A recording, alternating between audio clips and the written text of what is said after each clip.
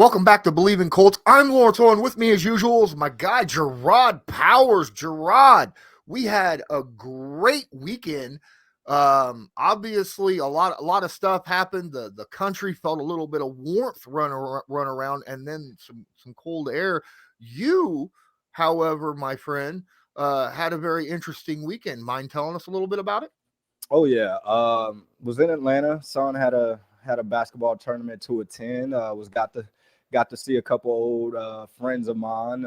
Actually, one from the team that we do not like in the Tennessee Titans, and some Derek Marks. But best friend from college, and then another one is a team that I don't like, in University of Alabama, but played together in Arizona as longtime safety Rashad Johnson. So was excited that they got to come and see a kid that they saw born into the NFL, and kind of a 10-year-old now, and seeing him play basketball. But had a lot of fun in Atlanta, and back home trying to get back in the routine of things.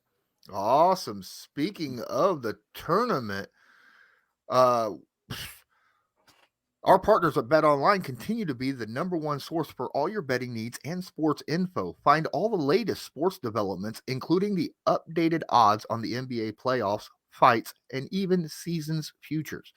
And don't forget that the MLB is back as well. Who are you picking to win the World Series? BetOnline is your continued source for all your sports wagering needs, including live betting and your favorite Vegas casino and poker games. It's super easy just to get started. Go ahead, visit the website today, or use your mobile device to join and use our promo code Bleav, that's BLEAV, to receive your 50% welcome bonus on your first deposit. BetOnline, where the game starts.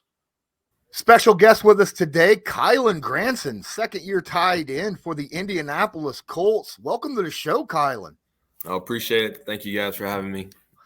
Hey, I'd like to open this up, kind of put you on the spot real quick, all right?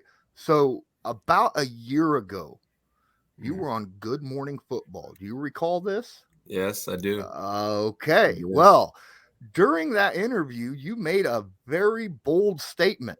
You said that whatever organization picks you up, that they will not be ready for all that you bring, and that you would take it easy on them during the first year. But the second year, you would be taking over. Now, would you like to double down on that or make a comment or something? I'm doubling down. Doubling down. I like to hear that. I hope you guys are ready.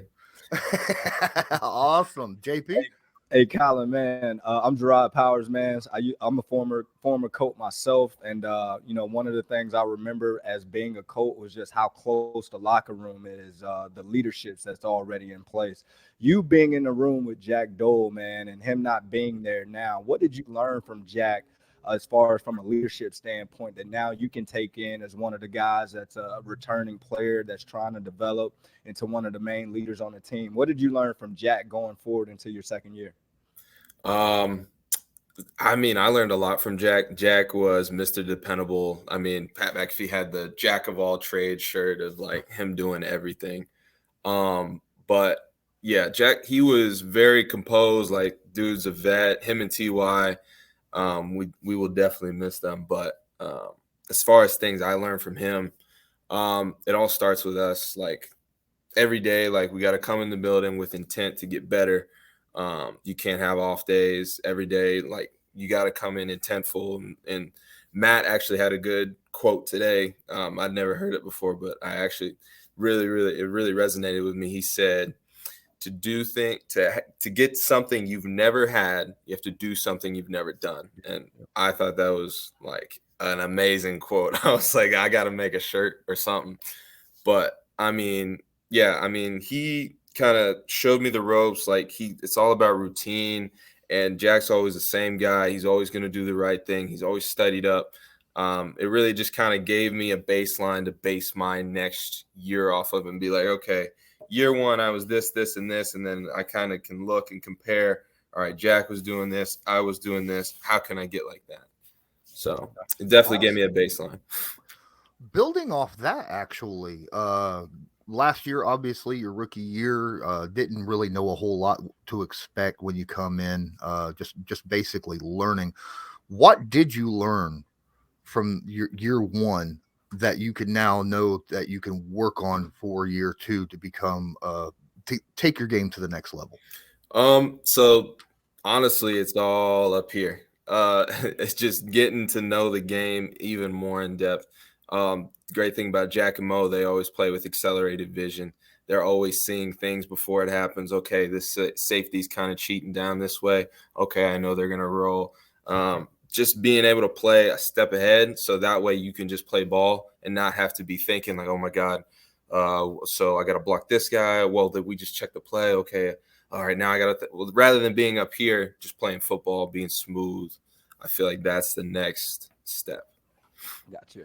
Hey, I know you spoke just earlier on Matt Ron's statement that he gave you. I mean, quote that he just gave you guys today. He's been in the building now for a month or so. Been going through workouts with OTAs and everything. What have you saw from Matt Ryan so far since he's been in the building that you just know this was the right man and the right leader for this team? Oh, man's all about his details. Everything detailed. You're getting your depth. You're in the right spot. Wherever he's putting the ball, you're turning that way.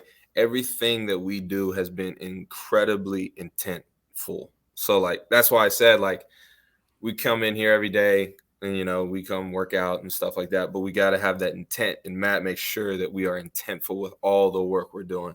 We're hammering out the basics, hammering out the foundation, so that way once we get to this little break and then we come back for camp, we're already going to have that foundation. We can build that beautiful house. Yep.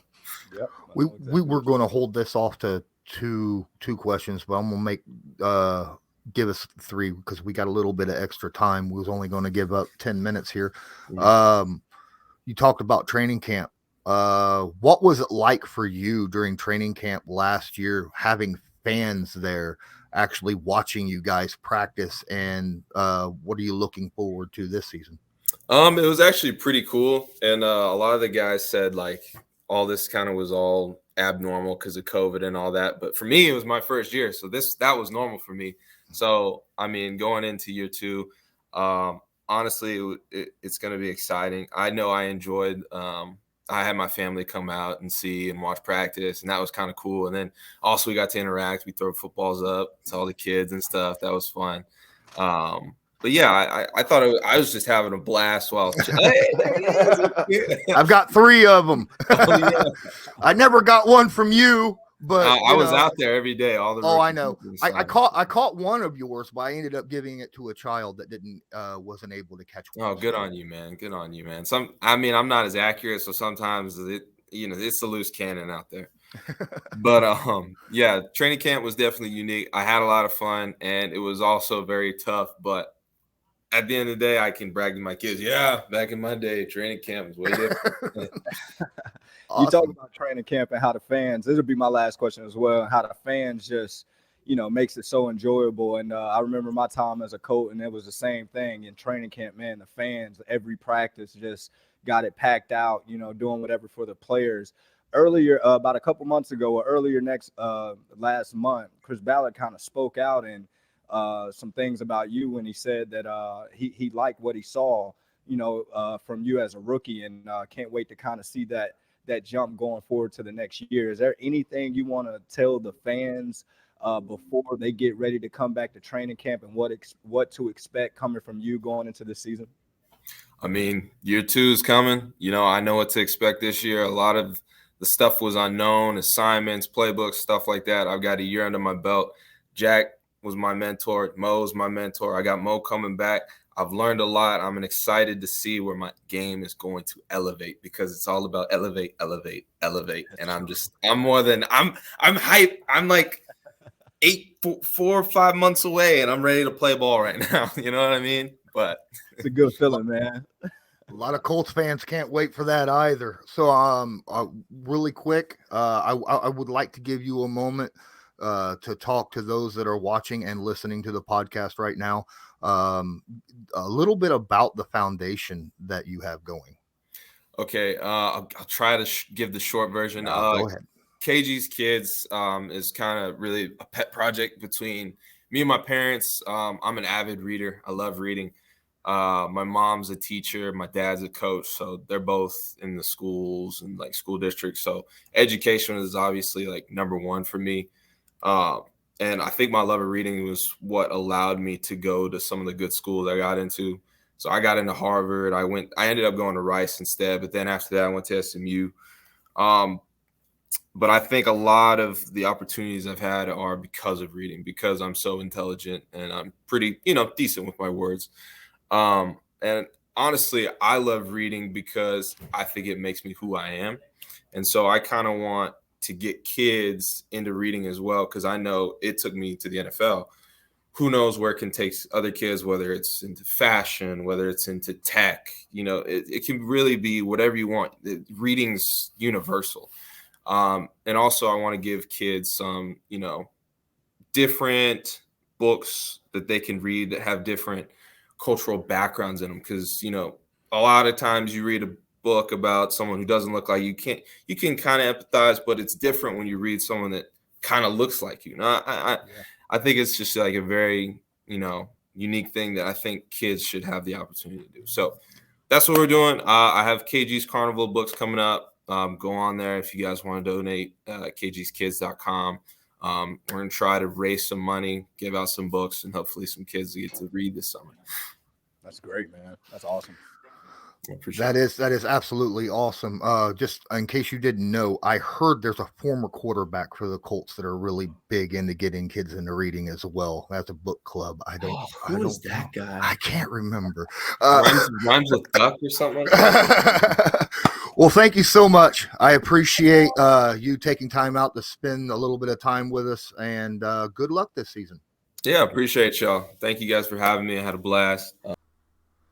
Thank you for watching Jerraud Powers and I here on Bleav in Colts, part of the Bleav Podcast Network. Don't forget to smash that like button, hit subscribe if you're not subscribed, and tag that notification bell so that you're notified next time we upload a video or go live. And don't forget, you can hit that little red share button, help us out a lot with exposure and getting our stuff out to more fans. Now, let's get back to the video.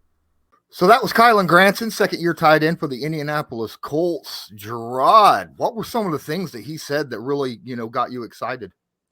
It probably wasn't none that he said. It's just you can tell he's excited about getting back to work and, getting ready for year two to kind of prove himself. You can just see the antsiness in him when he was just talking ball. And that means you're drafting the right guys when you're talking about Chris Ballard and the guys that he's putting into the organization, guys that want to be at work, guys that want to get better, guys that, can't wait, already got the countdown. What are we, 5 months away, 4 months? Like he's already counting it down and just being ready to play. And I remember that same feeling just as a young player, coming back into the offseason, already been through it one time, now feeling more comfortable knowing everybody's name in the organization. Now you're not walking around as the new kid. Now people know who you are. So you can just tell he's excited to get back to work, and that's always a good feeling.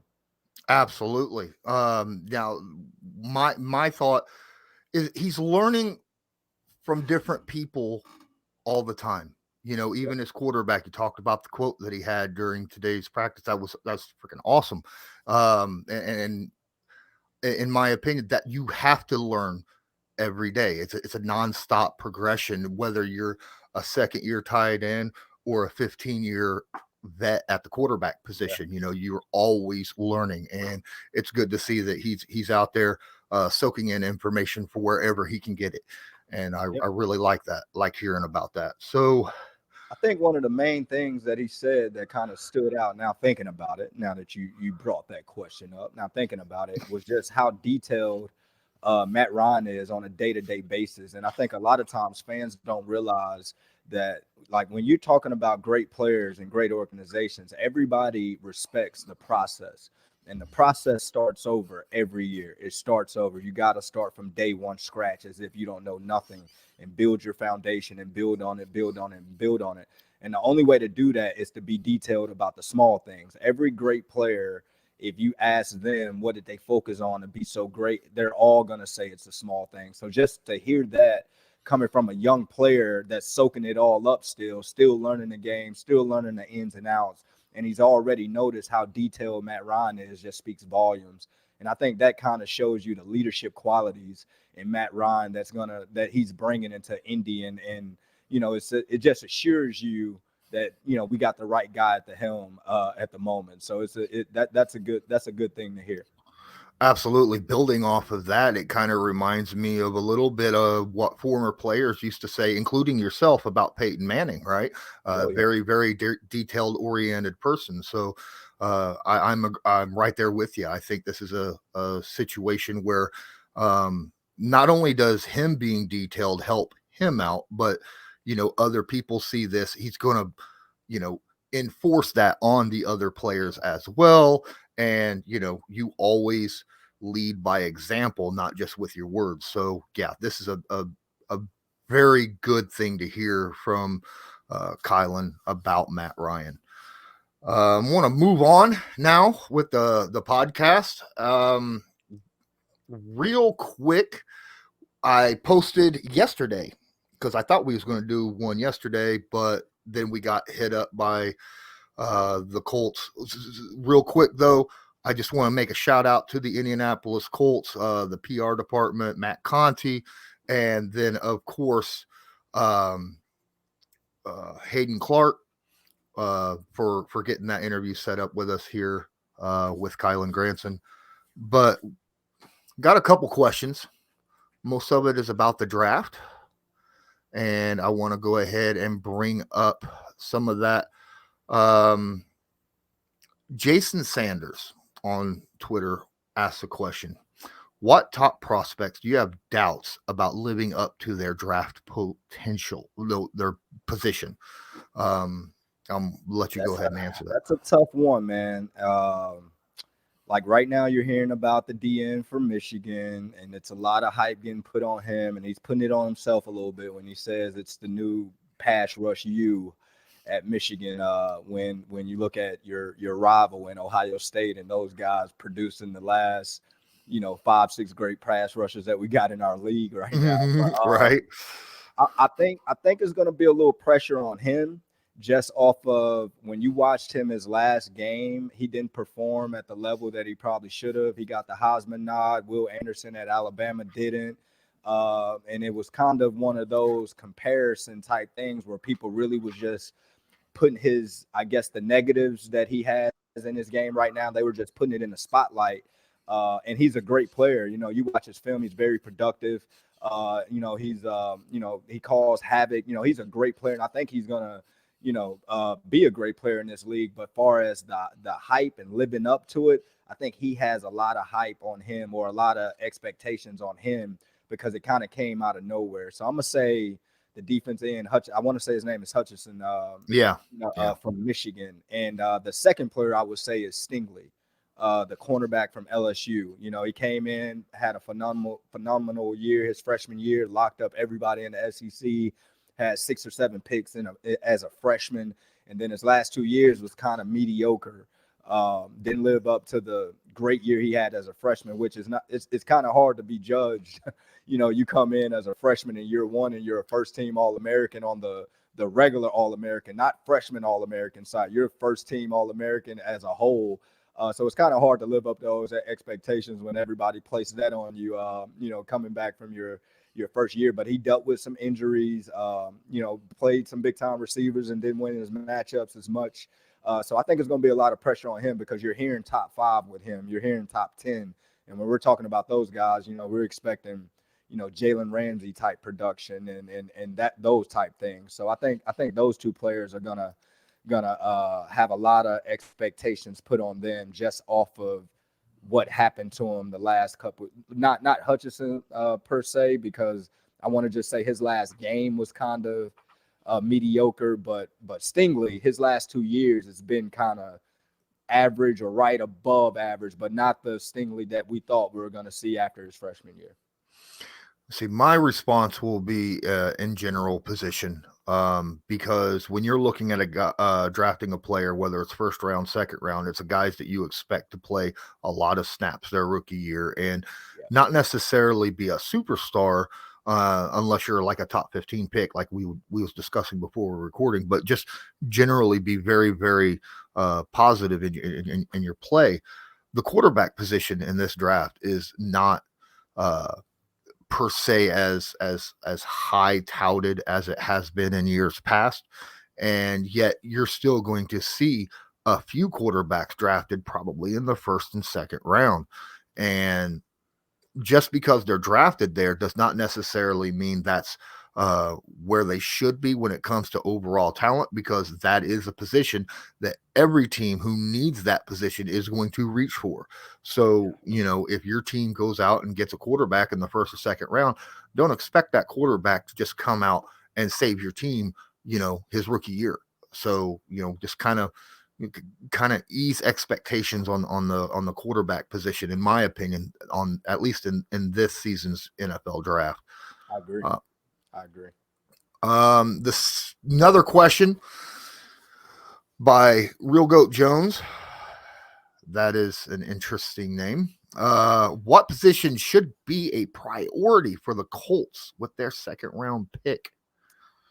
In my opinion, I think you take the best wide receiver you think is on the board, just because it assures up your wide receiver room. It gives Matt Ryan another weapon to use within the system.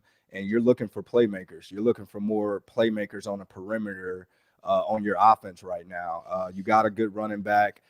You're still looking for another tight end to kind of assure, if you can, unless the young guys blossom into the guys that they think that they can become.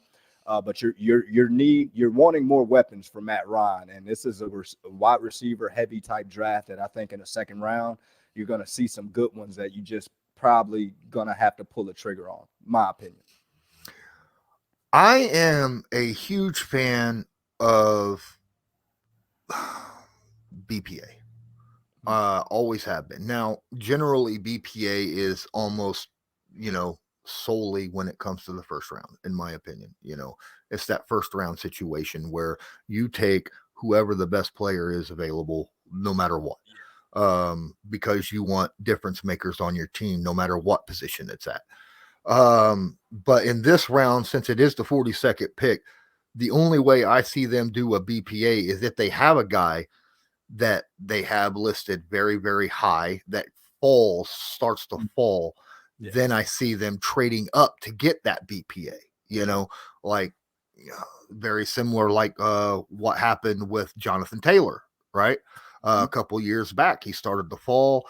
And the Colts organization's like, I think I'm going to go get him, even though it was not a position of need. Right. Still a difference maker.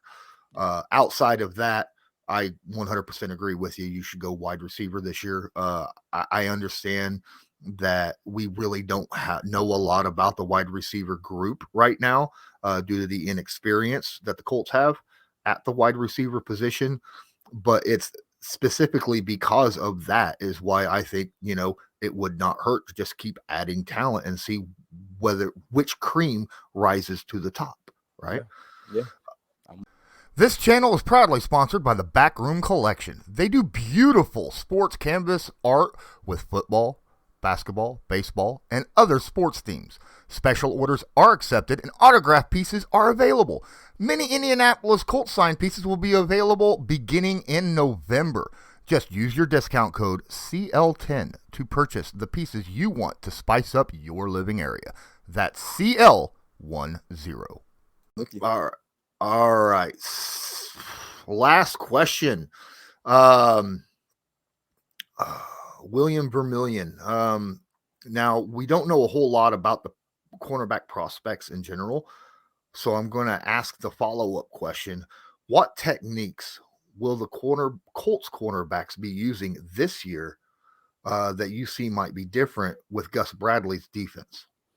Well, Gus, when you go back and look at Gus back when he was with Seattle and those guys that he had in that secondary, they played a lot of coverages to where guys can have their eyes on the quarterback, have their eyes on the ball. So I think that'll be something that you see more in this system going forward. You're going to see guys going to be able to take more opportunities, more chances, just because they're going to be able to have their eyes on the ball. They're going to be able to see what's going on in front of them. when you're playing man to man a lot, everybody, all the fans like, why he won't get his head turned around? Why is this? It's a different style of play and a different technique that you use when you're in those man to man situations. I think Gus will bring a zone element with kind of man to man principles. And the only difference is going to be that he'll be able to, a lot of guys in a lot of those calls will be able to put their eyes on a quarterback and see things a little different, and not be afraid to take a chance or two just because you're protected from within the system. So I think you'll see guys probably get more opportunity. We're already great at turnovers. Now with guys with their eyes on the ball, I think you should be able to see more interceptions, more of those type things popping up going forward with the defense, just because you can see things now. That's a bold statement, Jerraud. Last year, the Indianapolis Colts were second in the NFL in takeaways. I know. So I guess what I'm saying is that trend should stay up there, just off of the sense of Gus is going to let you look at the quarterback in that system. Awesome. Well, I mean, also you also get we bring in a guy who is very good at getting takeaways at the cornerback position, right? You bring in a guy, like you said, that can play man to man as well. So exactly. And then there's also a pass rusher, and we all know that with pass rush, if done right, Robert Mathis is known. We'll say this all the time: you go after that football, my guy. So we'll see. There is opportunity there. Yeah, and if you recall, Seattle, they used to only rush 4. He used to find good ways and good schemes to get pressure with not having to bring the whole house. So, like you said, you mix a good pass rush in, good scheme with opportunistic linebackers as in Leonard, and then you bring in Stephon and you got Kenny Moore and all these guys. That takeaway, like, you should still stay in the top 2, top 3. Or the top end of the NFL when it comes to takeaways. And I just think it's going to be exciting. Yeah, absolutely. So I want to kind of stay focused on the draft a little bit. I want to take you back to your day on the draft, on combine and all that. There's been some statements talking about how, those players coming out of college, going into the combine, doing all this stuff, they feel like that they're being stripped down to their bones, right? How was that with you? Was that a similar experience where it felt like NFL teams and stuff was really like kind of getting you to bare your soul literally and physically? It's an experience that I don't think everything that you go through at the combine, like you should have to do it. Of course you want to interview with the teams that are interested. You want to get to know people, and when it comes to that aspect, you want to work out, you want to do all that stuff, but you're literally doing something from 5 a.m. until 10 o'clock that night, 11 o'clock at night. They got you just doing something. Wow. And then when it's test day time, you might have to wake up at 5, have to do a certain type of testing, and then you got to wait for a few hours to certain groups get done, and you've already stretched. Like, it's just so much that it was just like, man, like, I wish it would have been structured a little differently. Like, when you're doing your doctor's a visit and evaluations and all that stuff takes hours, like hours for you to do. Like, you got to go get all these scans done, x-rays done, like anything that you've ever had in college. They're making you get 2 and 3 different pictures, exams and all this type of stuff done, to where it's just physically draining. And then the last part, they're like, yeah, go out there and have a great workout. And you're just like, man, the last 2 days has just been so draining that, you got me thinking about all these things. And then every team has like their different ways of interviewing you. Like, you might go into a room with the Colts and it might be a rough interview, but they're testing to see how you handle pressure. Can you handle this and that and that? And a player that might not know that might leave there thinking like, man, why did they even interview me when they're just going to yell at me the whole time I'm in the interview, or whatever the case may be, not knowing that, different teams use different tactics and styles just to see what your reaction is going to be, under certain pressures and all that type of stuff. So normally you're excited to get to the combine, but you're ready to leave the combine when you're ready to go. So, it's an experience that everybody should want to go through and want to process. just because all the great players that had done it and went through it. But once you go through it and you're out looking back at it, it's like, man, like that is just strenuous. Like all the stuff that they have you do is like uncalled for at the end of the day. So, I don't know if you can remember, like, I'm sure you don't remember all the questions that were asked in the interviews, but I'm just curious, was there one specific question that was, that sticks out in your mind that you were like, this is a bit uncalled for, or where did this question come from, or something like that?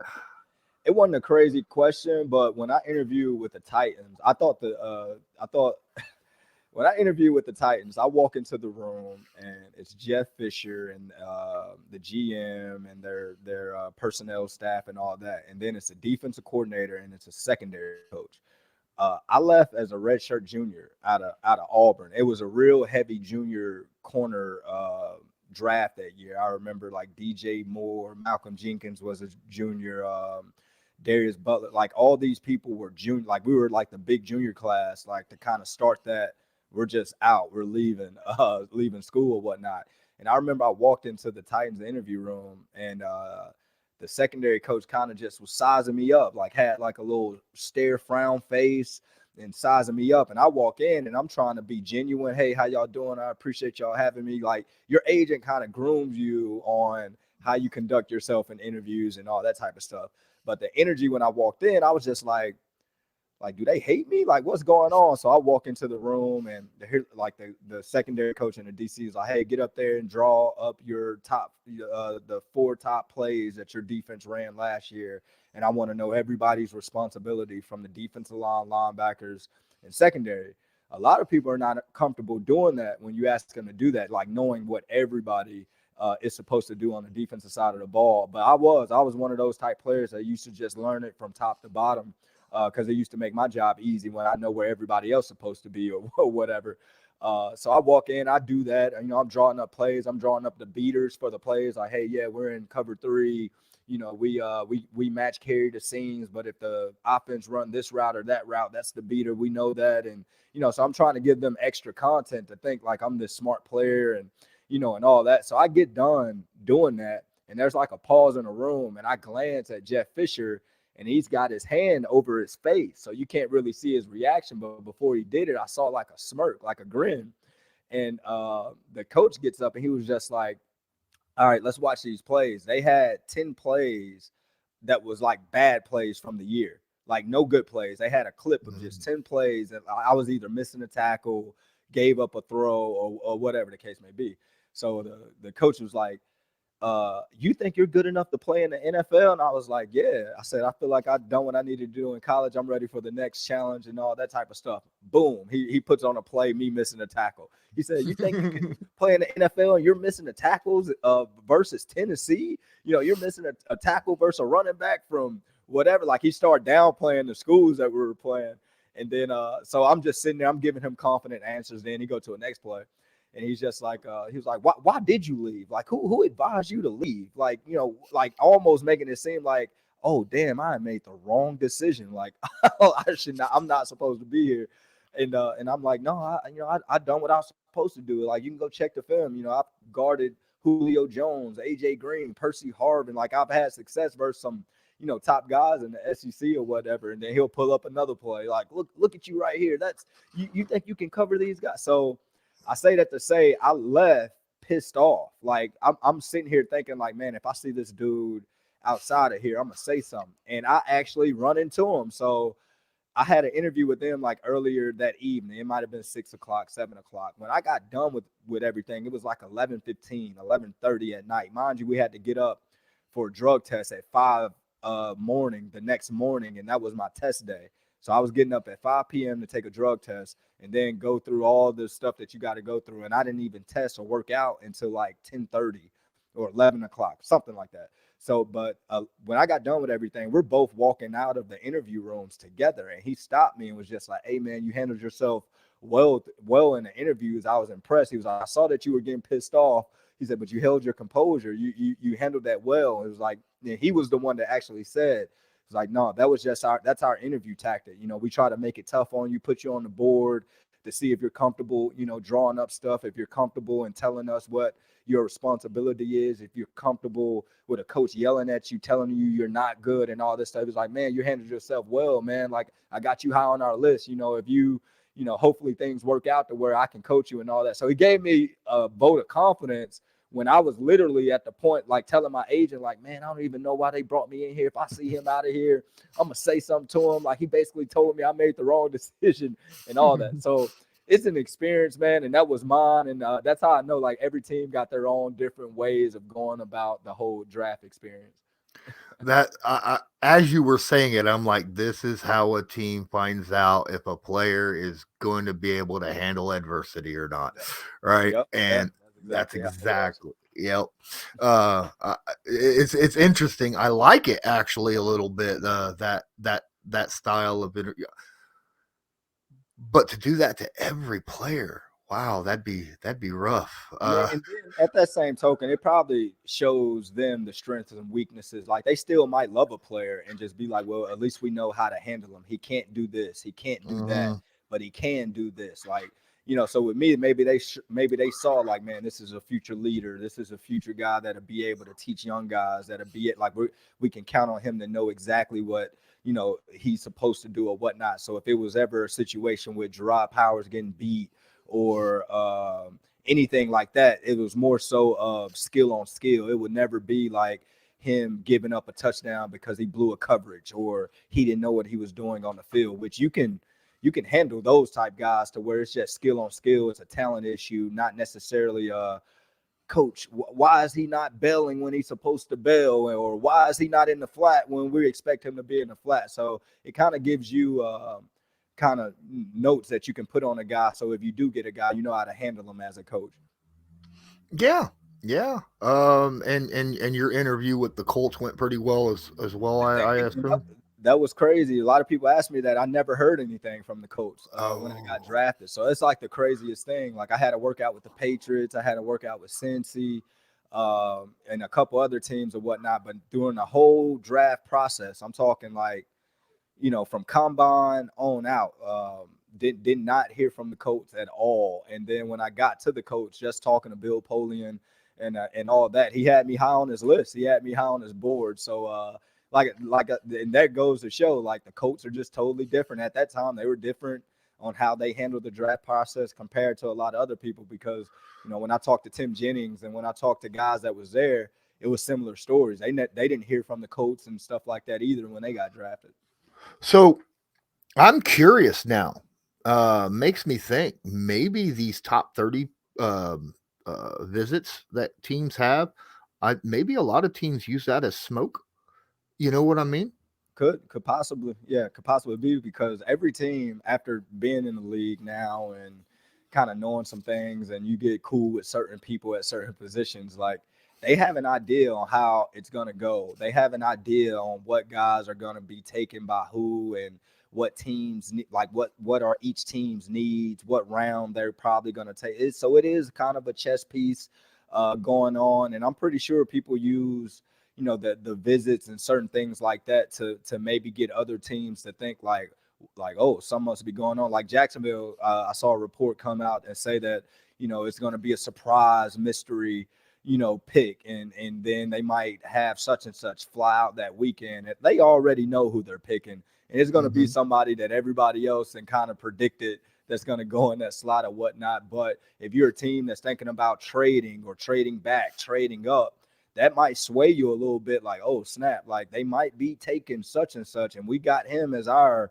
number one guy on our board. We might need to call Jacksonville to move up or whatever the case may be. So that's how teams, I think, kind of control their own narrative when it comes to the media pushing certain agendas with players that's supposed to go to certain teams and all that. I think they play a role in all that.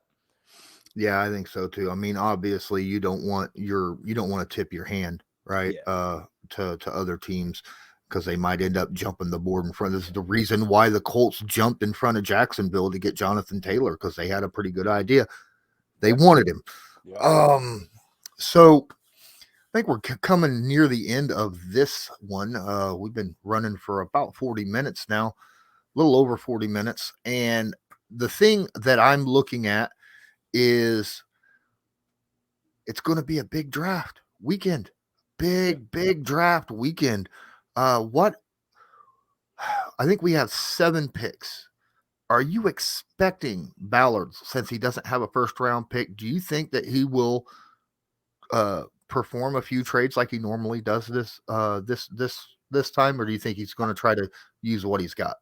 I think he's going to try to use what he got. It wouldn't surprise me if he tries to even get, maybe a move up in some type of sense to try to do something. You got, like, in my opinion, with Matt Ryan here now, like, it's not a window. It's more so we got to win right now. Like, we need pieces in right now.